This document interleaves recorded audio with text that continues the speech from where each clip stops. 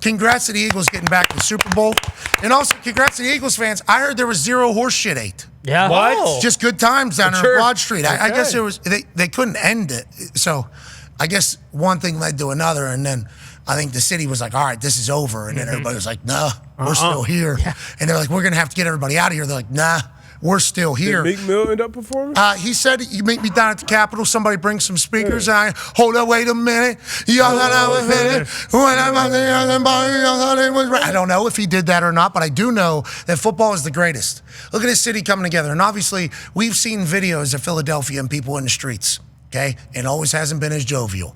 There's obviously been protests and riots and things that have taken place. But whenever an entire city comes together to celebrate something special, I think it's wonderful. And that's why sports are the greatest thing on earth. And congrats to all these Johns in Philadelphia getting a chance to celebrate this particular team because they play tough football, they play sound football, and they have a coach that has been counted out every single week. And all he's done is lead the boys to the Super Bowl. Speaking of, I believe, Coach Sirianni is having a press conference right now. Yep, we join Coach Sirianni in his press conference over in Philadelphia, I believe. Yep, there he is. How's everybody doing today? First things first, I'd just like to say 2 Super Bowl appearances in 4 years, not bad for a glorified cheerleader, which is what everybody thinks I am. Big dumb dipshit. Guy can't coach, plays with Legos in his office, watches Rocky movies, gives bullshit rah-rah speeches to the boys. 2 Super Bowls, 4 years. You know, say something now. Maybe, I don't know, you guys could tell me, media could tell me, because they got all the answers for what I should be doing. Maybe if I don't know, put my hat on backwards, like this, like Dan Quinn does, and everyone will talk about me like I'm the second coming of Tom Landry. I routinely beat that guy's ass, have done it for years and years. But again, because I did the flower pot analogy a couple years ago and did the less athlete thinky, more athlete takeover, people just assume I'm an absolute moron. Well, guess what? I'm not. Okay, I'm the best goddamn coach in the NFL. There's no two ways about it. I don't love doing it. We're going to win the Super Bowl this year. We're going to win a Super Bowl this year. I'm going to be a Super Bowl champion. Probably going to go down as the best head coach in the history of the Philadelphia Eagles. No disrespect to Coach Reed, but he did.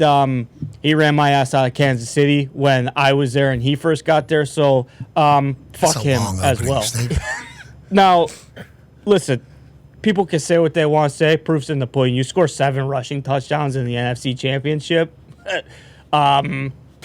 Am I an offensive genius? You could put Kelly Moe. He's unbelievable. He's going to be the Cowboys' next head coach. Well, Jerry thought Brian Schottenheimer was a better coach than Kelly Moe. So is it all Kelly Moe? Is it me? Is it Vic Fangio? Let's just put this sleeping dog to bed, okay?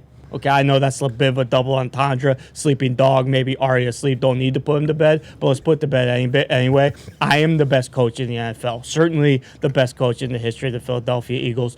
I'm going to reiterate it. 2 Super Bowl appearances, 4 years. This guy doesn't know how to coach. Well, okay, show me a coach who does know how to coach. And I'll show you a guy who can't hold, my jockstrap when it comes to not only X's and O's, but also getting the boys ready to go for a physical, rough and tumble football game in the playoffs at the Link. You don't want to see us, and you don't want to see us in New Orleans either. That being said, I think we'll open this up for some questions. Coach Dan Orlovsky, ESPN. I was just kind of curious. I'm gonna cut you off right there, Dano. You can tongue my beanbag. I'm not answering any questions from you. Probably ever again. Good luck getting a coaching job. I'm sure I'm going to have glowing things to say about you if people come and ask me about Dan Orlovsky. And you know what? Actually, I'm not going to take any questions from the Philly media either because you assholes had a lot to say about me all year long, and now you're the ones tonguing my beanbag because we're going back to a Super Bowl. So I got a lot to do, get Jalen right, get Saquon right, AJ, me and him might read a couple books together, maybe watch a Rocky movie. We'll see you guys down in New Orleans. It's going to be a good time, okay?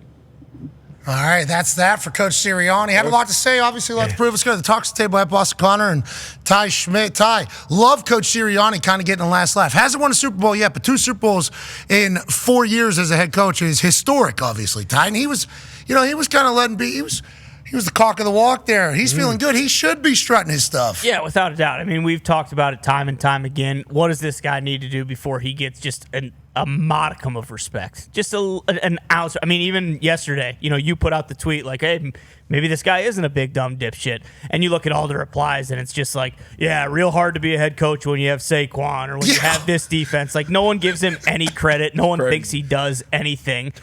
He's a head coach in the NFL for the best team in the NFC. He's going back to his 2nd Super Bowl in 4 years. Like, it's crazy that he still is talked about the way that he is. But Coach Sirianni certainly seems like a stack the chips on the shoulder guy. So he knows, like, hey, let's go get it done. How come Dana was cut off there? I didn't know Dan had time to make it to a press conference. I seen him on TV all morning.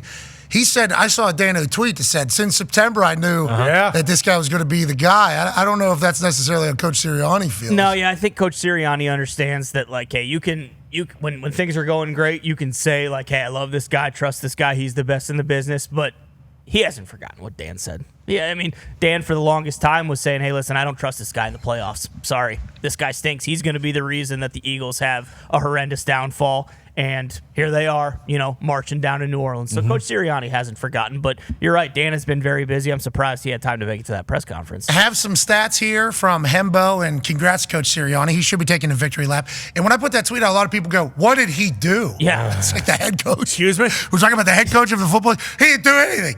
Kellen Moore's calling the plays. Vic Fangio's doing. So we're just going to, we're going to lump all head coaches now into the don't do anything department. Who has to set the tone, set the narrative, set the schedule, the itinerary? Who hired these people? Who decided that this is what we're going to do? Who said, Saquon's going to be the focal point of our offense, even though we've already paid A.J. Brown, Devontae Smith? Who's the one delivering the message each week for us to rally around? Like, what? He didn't do anything. He didn't do anything. What did this guy do? That just being allowed to be said by people, and it's not fans' fault. Okay, fans are going to feel the way they're going to feel. And you can have however many thoughts about Paisan you want because of his antics. He doesn't act like anybody else, okay? He's one of one, Sirianni, by far. But it's because everybody on TV calls him a big dumb dipshit all the time. For sure. That people think they're allowed to say, this guy doesn't do anything. Sure. He's just sitting up there with the head. He's the head coach of an NFL team. He has a lot on his plate day in, day out, including how we're going to focus in and dominate. Here's some stats about this Eagles team. This season, they've had 725 rush attempts, 517 pass attempts. When you talk about fully committing to the run game, Kellen Moore, right? I know he wants to romp scoreboard, is what Mike McCarthy told about him. Who do you think's telling Kellen Moore, hey, we're sticking with the run, we're sticking with the run, we're sticking with the run? Who do you think that is? Probably Coach Sirianni. I would assume that is Coach Sirianni football, including the playoffs. Saquon Barkley has scored seven 60-yard touchdowns from scrimmage this season, most in the history of the NFL. 3,731 yards. No team in NFL history has rushed for more in a season than the 2024 Eagles. 7 rushing touchdowns. Obviously, yesterday is the most all-time in the history of the NFL playoffs. Who do you think is the one deciding what type of football team they're going to have? It's Coach Sirianni. He should be doing a victory. That didn't look exactly like the Coach Sirianni that we've seen there in that press conference. That might not have pretty been close. That might not have been actually him. Are you sure? No, that was definitely him. The amount of hate that he gets, he's wild. It is wild. Absolutely wild. What was the percentage of bets yesterday on Commanders versus the Eagles? It ended up being 66%. 66% of the people were pulling for the Washington Commanders. I think that was their heart voting against the Eagles. The Eagles get the win and the cover. Congrats to Philadelphia and the Johns.